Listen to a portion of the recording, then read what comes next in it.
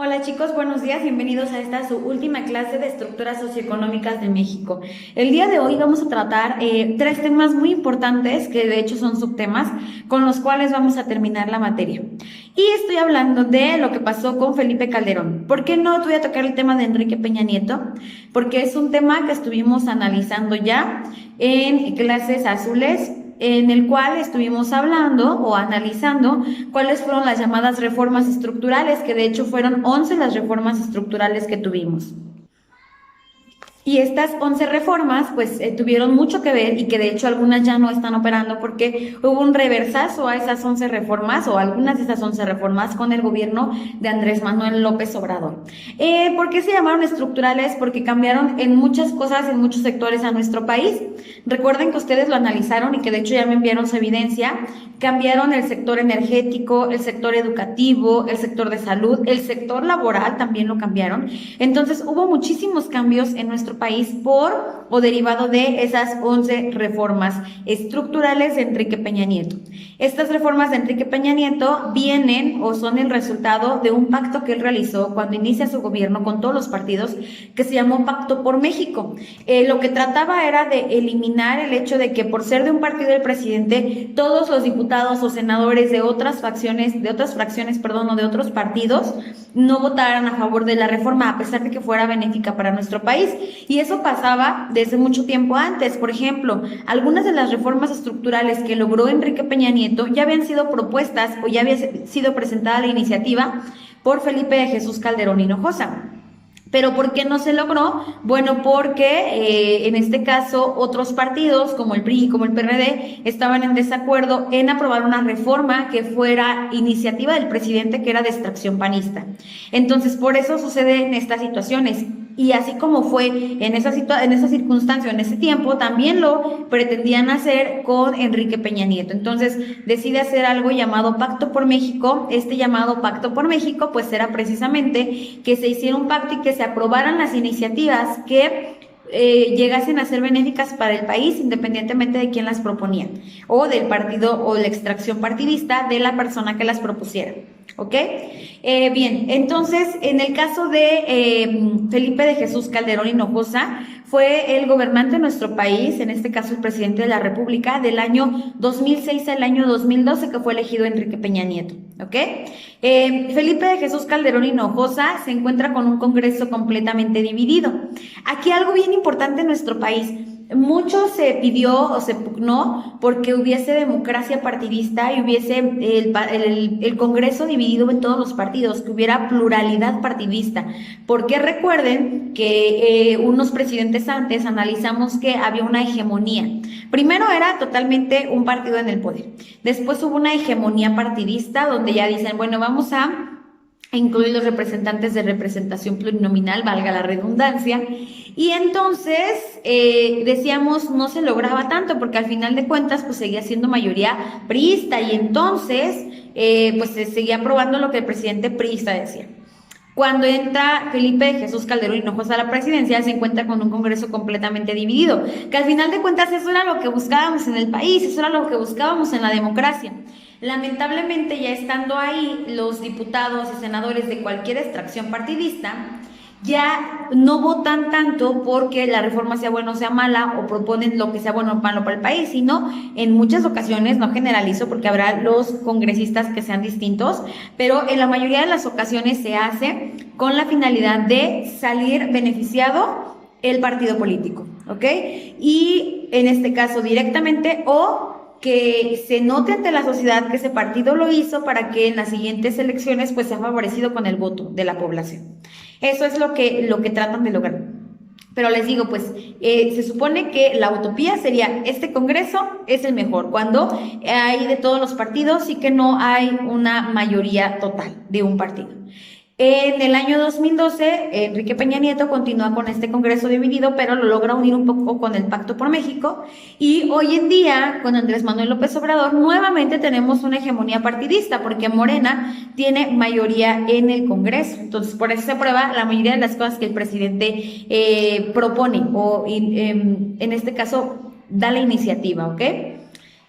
Bien, en el caso de Calderón también podemos decir que sí hizo reformas, sí logró muchas reformas, a lo mejor no en el número de Enrique Peña Nieto por lo que acabamos de comentar, pero sí logró muchas reformas. Por ejemplo, logró la reforma fiscal, la reforma energética, las pensiones en el Instituto Mexicano del Seguro Social.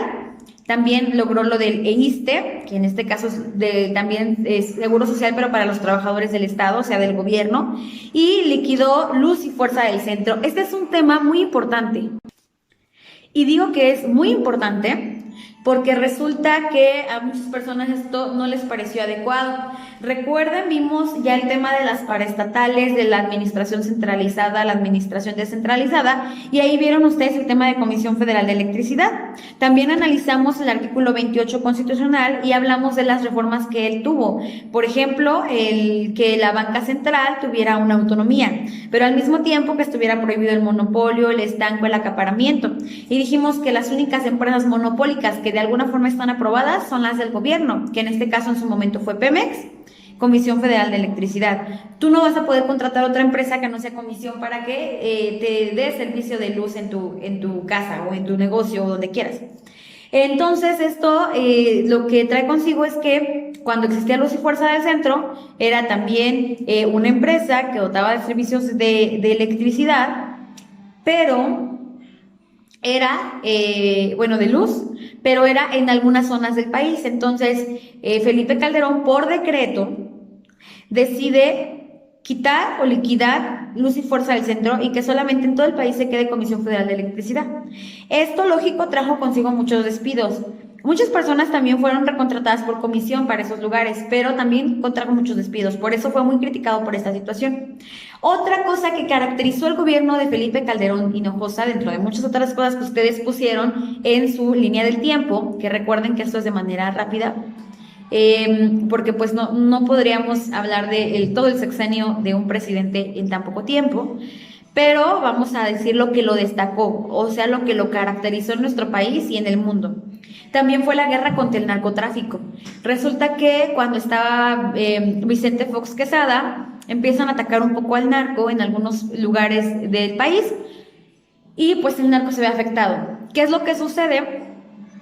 Cuando el narco se ve afectado, pues tiene que empezar a hacer otras actividades que no solamente sería el transporte, la producción y la venta de droga, sino que como se ve afectado en este servicio o en este trabajo, tuvo que empezar a realizar otras cosas. Y entonces el narco se mete a cosas como la venta de discos piratas, documentos piratas, además también a el cuidado de las personas a través del pago de una cuota, etcétera. Entonces todo esto lo que logra es que las personas ya se vean afectadas de manera más directa, o sea, no solamente quien compra la droga, sino ya las personas que tenían un modo económico positivo o alto para vivir, y pues esto lo que trae consigo es que la población empieza a sentir que la inseguridad aumentó. Por esta situación, Felipe Calderón decide empezar una guerra frontal contra el narcotráfico. Es un tema en el cual tendríamos mucho que decir, mucho que hablar, pero lo importante solo es saber ahorita que es algo que lo destacó, esta guerra frontal contra el narcotráfico. También hay que decirlo, recuerden en un cuadro que les envié a la plataforma, ustedes tuvieron este cuadro dentro como un calendario donde hablaba de todas las crisis que ha habido en nuestro país y en el mundo. Y pues está desde 1920 la crisis de la bolsa de valores de Wall Street en Nueva York, pero también ahí vimos que en el 2018 vuelve a haber una recesión muy importante en Estados Unidos, también en la bolsa de valores y bueno, en el sistema económico del país. Y resulta que México en esta ocasión ya no se ve tan afectado como otras ocasiones. Se dice que es por la buena economía que se manejaba en este sexenio. Entonces sí nos pegó, pero ya no como la depresión del 29, ¿ok? En este caso, pues es importante mencionar que hubo una recesión en el país, pero no tan fuerte como lo hubiésemos tenido si la economía hubiera estado tan mal como la había estado un poquito tiempo antes, ¿ok? Eso es lo que vamos a destacar de Felipe de Jesús Calderón Hinojosa. Y pues ahora nos vamos a otro subtema que es la globalización. Y bien, ahora vamos a ver qué es la globalización. Vamos a analizar que la globalización, bueno, hay varios autores de conceptos. En este caso vamos a hablar de James Mirelman o H. Mirelman. Él habla de que la globalización es una fusión de procesos transnacionales y también economías domésticas. ¿Qué es una y qué es otra? Para que yo pueda llevar a cabo globalización significa eliminación de fronteras comerciales. Para yo poder eliminar mi frontera comercial, o sea, poder dejar entrar mercancía y también salir mercancía de mi país, necesito hacer cambios y adaptaciones en mi economía doméstica, o sea, o en mi estructura doméstica dentro del país. Pero al mismo tiempo vamos a tener que hacer o modificar estructuras transnacionales, o sea, entre países. Ejemplo, si tú eres Estados Unidos, yo soy México y vamos a llevar a cabo transacciones comerciales, tendremos que ponernos de acuerdo porque al final de cuentas tú manejas dólar, yo manejo peso. De ahí tiene que empezar. Después, ¿cuánto te voy a cobrar a ti específicamente de arancel a diferencia de otro país? Porque se supone que contigo tengo un acuerdo. Igual tú conmigo. ¿Ok? Esas serían las transacciones comerciales o los procesos transnacionales entre países, entre naciones. Y lo de la economía doméstica sería, yo México también tengo que adaptar lo necesario en lo interno. ¿Por qué? Pues que ahora, por ejemplo, tendré que modificar, por ejemplo, mi ley aduana, las leyes que tengan que ver con la aduana, con los aranceles, con las fronteras, con los exhortos, con las cartas rogatorias, todo lo que tenga que ver con otro país, pero tengo que arreglar mis leyes internas, mis procesos internos, mis estructuras internas. Por eso se le llaman domésticas, ¿ok? Estructuras domésticas. Para que un país pueda entrar a la globalización tendrá que arreglar lo transnacional, pero también lo doméstico. Después esto va a permitir, según Mirelman, que la economía, la cultura, la ideología, la política de un país penetre en otro. Eso es el verdadero significado de la globalización, cuando todo lo que nosotros manejamos en México se puede manejar en otro país. Es la transculturación que en su momento veremos en filosofía. Pero entonces la globalización, aunque nació siendo económica o comercial, hoy en día ya está en todos los rubros. Tenemos, por ejemplo, además de la economía, tenemos en lo militar. Nosotros podemos comprar armas a lo mejor de otros países en caso de que hubiese una guerra, que tocamos madera y que no suceda. En el caso de lo cultural, ustedes ven cómo cada vez celebramos más Halloween en nuestro país, pero también en más países celebran cada vez más el Día de Muertos. Entonces, también los idiomas. Aquí tenemos ya la mayoría de las personas que hablar, a lo mejor no al 100%, pero sí tener un dominio general del inglés. Pero también en otros países han tenido que adaptarse al inglés y en Estados Unidos a lo mejor ya también están evolucionando a estudiar o a conocer otros idiomas, porque es parte de la globalización. La globalización en los medios de comunicación, bueno, pues resulta que hoy en día conocemos lo que está pasando en China o en cualquier parte de Asia o en cualquier parte de Europa en el momento en que está sucediendo, gracias a que también los medios de comunicación se han globalizado. En la educación, chicos, aquí sí quiero comentarles, ayer yo les dije que no iba a estar con ustedes durante la clase, que íbamos a hacer esta clase videograbada, porque teníamos un seminario donde iba a representar a la UPAC. Resulta que ahí me di cuenta, y ya que sabía que teníamos que ver este tema de globalización, cómo la educación también se ha globalizado a través de unos procesos que se llaman procesos COIL, que ya se los enseñaré en su momento, apenas me estoy preparando para eso, pero procesos que se llaman COIL, este centro COIL se llama COIL Center, que está en Estados Unidos, ha tratado de hacer una red de docentes en todo el mundo, con la finalidad de globalizar o transculturizar, de hecho así se llama, vamos a hacer una interculturalidad también, la educación. Entonces, probablemente, espero que termine de prepararme y que sí me acepten, bueno, más bien que sí logremos adaptarnos a este nuevo mundo, pero en esta primera capacitación que tuve ayer, nos estaban hablando, de hecho fue la Escuela La Salle Noroeste, cómo es que hoy en día podemos tener una clase intercultural. Por ejemplo, vamos a hablar de economía con los chicos económicos que me están viendo ahorita, o con los de sociales, que también tiene mucho que ver la economía, ya que es una ciencia social. Y entonces resulta que nos ponemos de acuerdo con también un quinto semestre de preparatoria, a lo mejor, o lo homólogo que haya en Francia y lo homólogo que haya en Estados Unidos. Entonces vamos a llevar a cabo 3 docentes, porque pues cada grupo va a tener su docente, una llamada en la cual vamos a poder tener la misma clase entre los 3 países o los 3 grupos, vaya. A lo mejor a mí me toca dar la introducción de la materia o de la clase, vaya, dentro de la planeación, porque tenemos que llevar una planeación. A lo mejor a la maestra de Estados Unidos le toca llevar ya el desarrollo de la clase, y a la maestra de Francia le va a tocar cerrar. Entonces, vamos a tener una clase en 3 idiomas, o nos podemos poner de acuerdo en que sea solo el inglés, que es el general, y hasta ahí llega la educación, como también se ha globalizado. Y es una parte que la verdad no exploraba aún, y que ayer que lo vi me enamoré, y que espero el siguiente semestre ponerlo en práctica con ustedes. Vean entonces cómo la globalización está entrando en todos los saberes y quehaceres del ser humano. Ahora, hay la versión pesimista y hay la versión optimista. Los chicos económicos ya saben un poquito más de esto porque tienen un tema específico de ello en la planeación de economía, pero lo comentamos también para sociales. La versión pesimista dice que no están de acuerdo con la economía porque, bueno, la economía va a hacer que predomine el capital imperialista, o sea, de aquel país que tiene más dinero, supongamos México, Estados Unidos, que va a dominar la economía estadounidense o del capital estadounidense, y que entonces vamos a perder poder las minorías, o sea, México en la minoría capitalista que tiene en comparación con Estados Unidos, que va a perder poder. Y así podemos hacerlo con algunas regiones del mundo. Entonces dicen que pues es perder el poder las minorías y otorgárselo a la mayoría capitalista.